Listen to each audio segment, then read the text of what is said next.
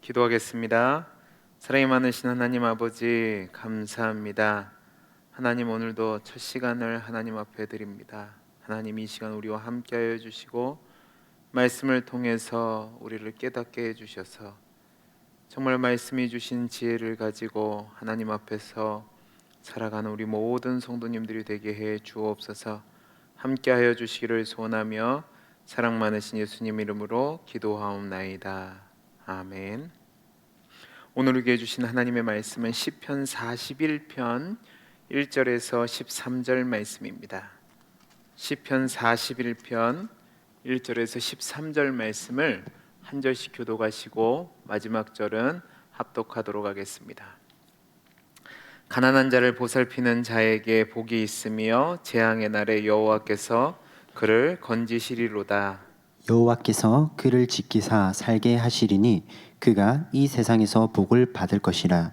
주여 그를 그 원수들의 뜻에 맡기지 마소서. 여호와께서 그를 병상에서 붙드시고 그가 누워 있을 때마다 그의 병을 고쳐 주시나이다. 내가 말하기를 여호와여 내게 은혜를 베푸소서. 내가 주께 범죄하였사오니 나를 고치소서 하였나이다. 나의 원수가 내게 대하여 악담하기를 그가 어느 때에나 죽고 그의 이름이 언제나 없어질까 하며 나를 보러 와서는 거짓을 말하고 그의 중심에 악을 쌓았다가 나가서는 이를 널리 선포하오며 나를 미워하는 자가 다 하나같이 내게 대하여 수군거리고 나를 해하려고 꾀하며 이르기를 악한 병이 그에게 들었으니 이제 그가 눕고 다시 일어나지 못하리라 하오며 내가 신뢰하여 내 떡을 나눠 먹던 나의 가까운 친구도 나를 대적하여 그의 발꿈치를 들었나이다. 그러하오나 주 여호와여 내게 은혜를 베푸시고 나를 일으키사 내가 그들에게 부응하게 하소서. 이로써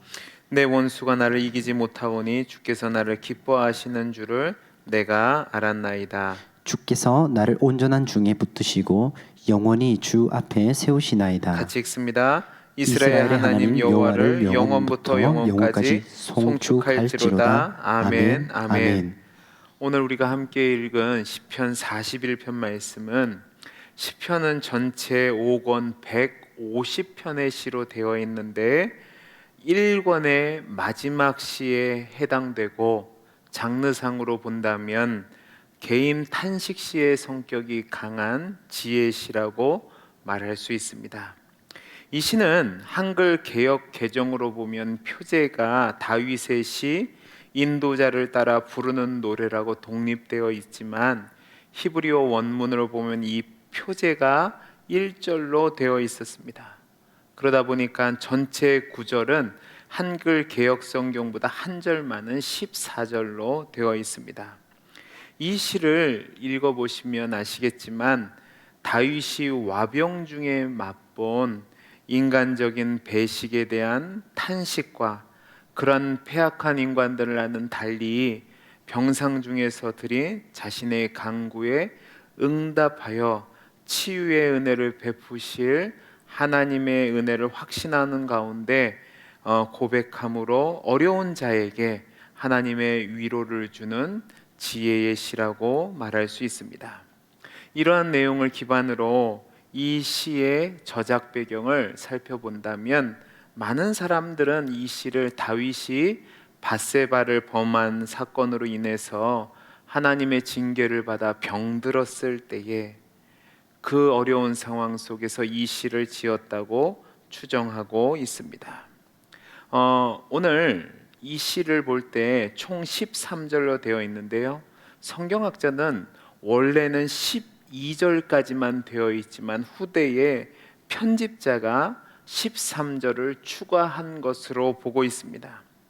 왜냐하면 제가 아까 처음에 시편은 총 5권으로 되어 있다고 말씀을 드렸는데 2권과 3권과 4권 각 권의 마지막 시들이 시편 41편의 13절과 같은 유사한 표현으로 마무리되고 있기 때문에 그렇습니다. 그래서 13절은 각 권을 종결하는 송영으로 나중에 최종 편집자가 나중에 덧붙인 것으로 보는 거죠. 오늘 41편을 보시면 5단락으로 나누어져 있음을 볼 수 있습니다. 첫째 단락은 1절에서 3절까지 말씀으로 병성에 누워 있는 다윗이 자신과 같이 연약한 자를 권고하는 자가 하나님의 은혜를 입어서 복이 있는 자가 되고 재앙의 날에 여호와께서 그를 건져 주시고 생명을 주시고 찬송을 받게 할 거라고 고백을 합니다. 동시에 다윗은 자신이 지금 병상에 누워 있는데 원수들의 탐욕에 넘겨주지 말라고 간구를 하면서 하나님께서는 나를 고쳐주실 것이라는 신뢰의 고백을 하고 있습니다. 여기서 우리가 주의 깊게 봐야 되는 단어가 있습니다. 여러분, 시편 1권의 시작인 1편을 보면 복 있는 자라로 시작을 합니다. 그런데 1권을 마무리하는 41편에서도 똑같이 복 있는 자라는 말로 시작하고 있습니다. 이 시편 1권의 편집자가 의도적으로 처음과 마지막에 복 있는 사람의 노래를 배치한 거죠. 그래서 시편 편집자는 이 1권을 마무리하면서 하나님을 신뢰하는 것이야말로 진정한 복이라는 것을 이야기하고 있는 겁니다. 두 번째 단락은 4절 말씀인데요. 복 있는 사람에 대한 언급으로 노래를 시작한 다윗은 이제 자신에게 초점을 맞추어서 하나님께서 긍휼을 베푸셔서 자신을 병에서 고쳐주시기를 간구하고 있습니다. 그러면서 자신이 주께 범죄하였다고 고백을 하는데 이는 자신의 병이 자신이 지은 죄 때문에 온 것으로 인식한 거죠. 그러나 하나님을 의지하는 복 있는 사람은 하나님께서 그 어려운 중에서도 은혜를 베풀어 주신다는 확신 속에서 자신의 병을, 내가 하나님을 의지하오니 자신의 병을 고쳐달라고 기도하고 있는 겁니다. 세 번째 단락은 5절에서 9절까지 말씀인데요. 자신의 죄를 고백하면서 자신의 병을 고쳐달라고 했던 다윗이 이제는 자신의 억울함을 하나님께 호소하고 있습니다. 원수들이 자신을 향해서 악담을 하고 죽기를 바라고 어떤 사람들은 그 악한 것을 밖에 나가서 떠들어댑니다.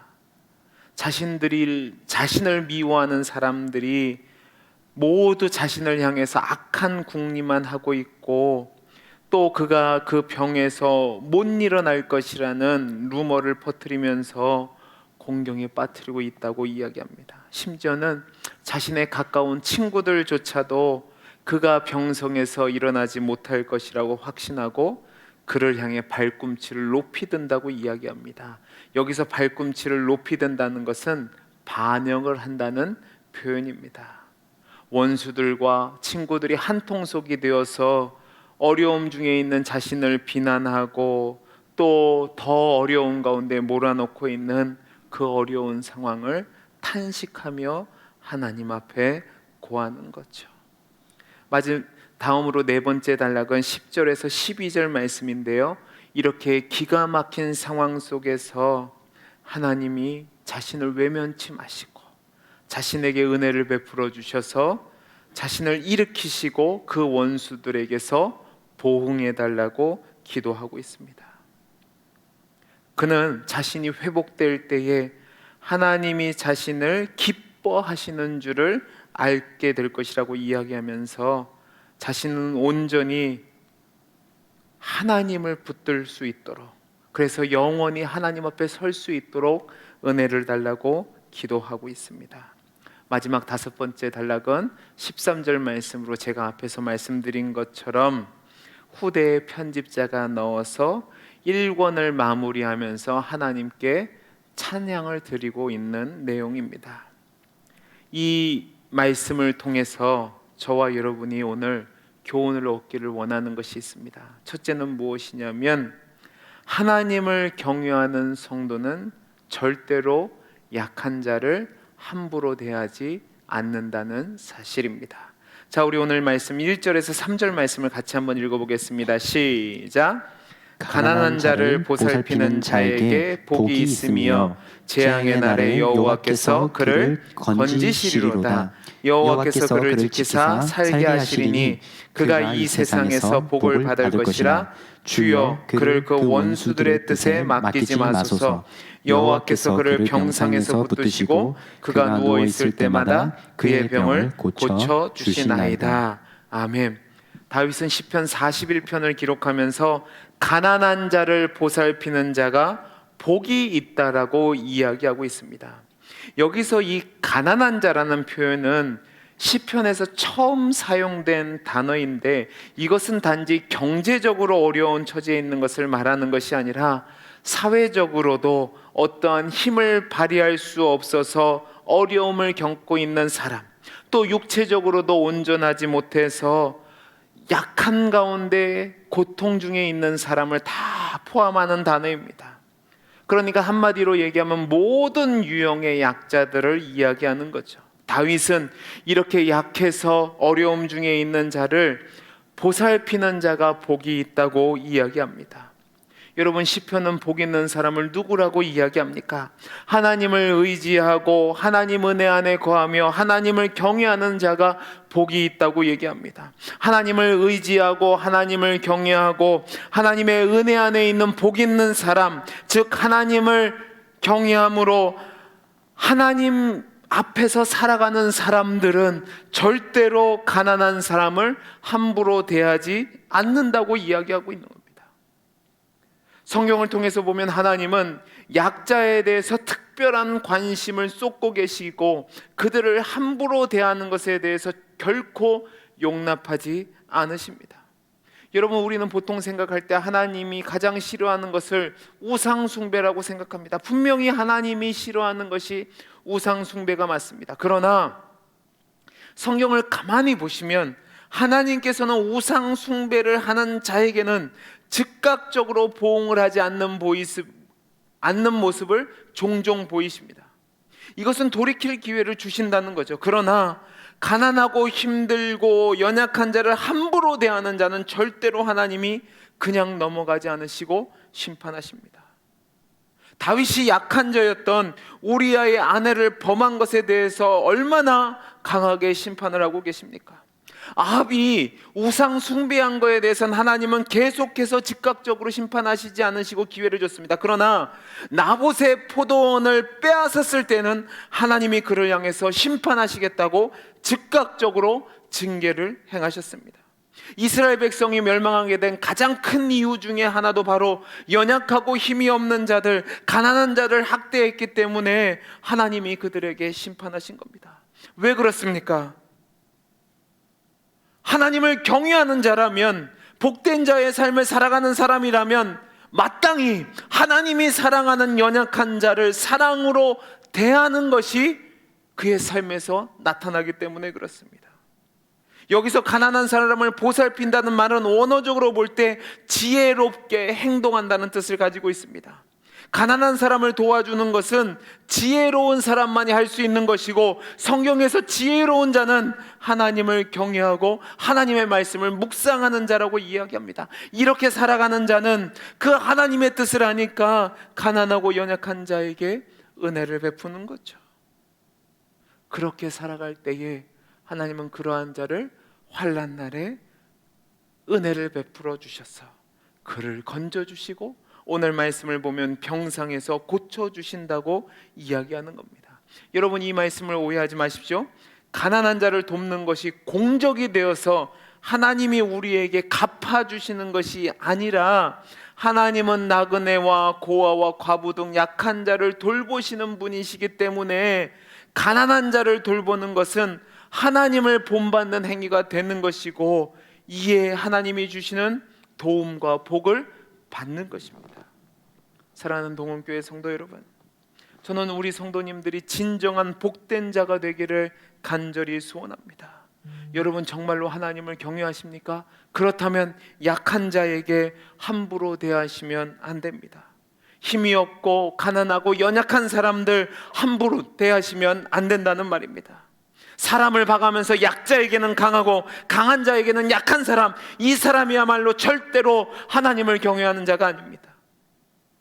복이 있는 사람은 약한 자에게 은혜를 베푸는 사람입니다. 여러분의 삶을 돌아보시기 바랍니다. 하나님과의 관계를 잘 유지한다고 이야기하면서, 하나님을 경외한다고 이야기하면서 가난하고 힘없는 자들을 함부로 대하는 것, 여러분, 그것은 진정한 복 있는 자의 삶이 아닙니다. 절대로 우리 성도님들 사이에서는 세상 사람들이 말하는 갑질이 있어서는 안 됩니다. 가난하고 헐벗고 굶주리고 연약하고 소외된 자에게 하나님을 경외하는 자로서 은혜와 사랑과 긍휼을 베푸시는 귀하고 복된 성도님들이 되시기를 간절히 소원합니다. 두 번째로 오늘 말씀을 통해서 깨닫게 되는 사실이 있는데, 그것은 무엇이냐면, 하나님과 함께하는 자는 아무리 많은 대적이 있다 할지라도 하나님께서 그를 이기게 하신다는 사실입니다. 자, 우리 오늘 7절에서 11절 말씀을 같이 한번 읽어보겠습니다. 시작. 나를 미워하는 자가 다 하나같이 내게 대하여 수군거리고 나를 해하려고 꾀하며 이르기를 악한 병이 그에게 들었으니 이제 그가 눕고 다시 일어나지 못하리라 하오며, 내가 신뢰하며 내 떡을 나눠 먹던 나의 가까운 친구도 나를 대적하여 그의 발꿈치를 들었나이다. 그러하오나 주 여호와여 내게 은혜를 베푸시고 나를 일으키사 내가 그들에게 보응하게 하소서. 이로써 내 원수가 나를 이기지 못하오니 주께서 나를 기뻐하시는 줄을 내가 알았나이다. 아멘. 여러분, 이 말씀을 보십시오. 다윗이 지금 하나님의 징계로 말미암아 어려움 중에 있습니다. 그런데 다윗을 미워하는 자들은 하나같이 다윗이 죽기를 바라면서 거짓말을 하고 악의적인 가십거리를 찾고 밖에 나와서 거짓된 소문을 퍼뜨립니다. 그래서 그를 더 곤경으로 몰아넣고 있습니다. 그리고 그 병이 계속되자 함께 친하게 지내던 친구들조차도 원수들과 한패가 되어서 자신을 비방하고 번영을 행합니다. 사면초가의 상황에 있는 거죠. 그런데 11절 말씀을 보시기 바랍니다. 다윗은 이러한 상황에서 낙심하지 않습니다.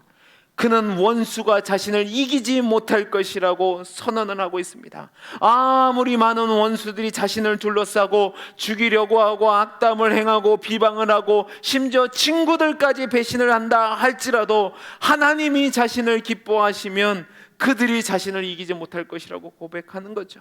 여러분, 이 세상의 전쟁은 수에 많고 적음에 달려 있습니다. 그러나 하나님이 함께 하시면 아무리 많은 대적이 있다 할지라도 그 사람은 이길 수 없습니다. 왜냐하면 승리의 근원 되신 하나님이 그와 함께 하기 때문에 그렇습니다. 여러분, 승리의 주관자 되신 하나님이 그와 함께 하시는데 어느 누가 그를 감히 이길 수 있겠습니까? 하나님이 나와 함께 하시고 나를 보호하시고 나를 대신하여 싸워주시니까 항상 이기게 되는 거죠. 사랑하는 성도 여러분, 여러분은 지금 누구와 함께 하십니까? 하나님이 여러분 편이 되시면 아무리 많은 대적이 있다 할지라도, 아무리 강력한 사단이 여러분을 무너뜨리려 한다 할지라도 그들이 여러분을 이길 수 없습니다. 온갖 계략과 책략을 동원해서 여러분을 무너뜨리려고 해도 하나님과 함께하면 승리할 수 있다는 말입니다.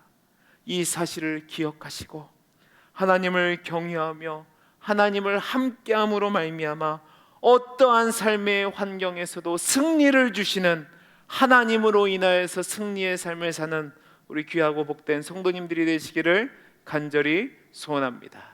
기도하겠습니다. 사랑이 많으신 하나님 아버지, 성도로서 살아가는 것이 결코 쉽지 않습니다. 그러나 승리를 주시는 하나님이 함께 하시면 그 어떤 대적도 나를 이길 수 없습니다. 그 확신 가운데 힘들고 어렵지만 하나님과 함께하며 승리의 삶을 살아가는 우리 귀한 성도님들이 되게 해 주옵소서. 은혜 주시기를 소원하며 감사하며 사랑 많으신 예수님 이름으로 기도하옵나이다. 아멘.